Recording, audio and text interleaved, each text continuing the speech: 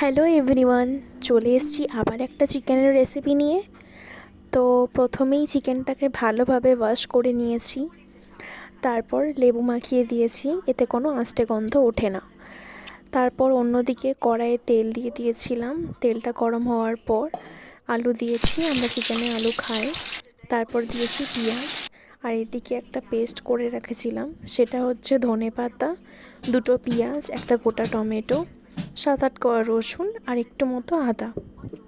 ধনেপাতার জন্য আর কাঁচা লঙ্কার জন্য একটু বেশি সবুজ লাগছে, তো ওটা দিয়ে চিকেনগুলো দিয়ে দিয়েছিলাম। এখানে গুঁড়ো মশলা দিয়েছি, গোলমরিচ গুঁড়ো, ধনে গুঁড়ো, জিরে গুঁড়ো, শুকনো লঙ্কা গুঁড়ো আর মিট মশলা।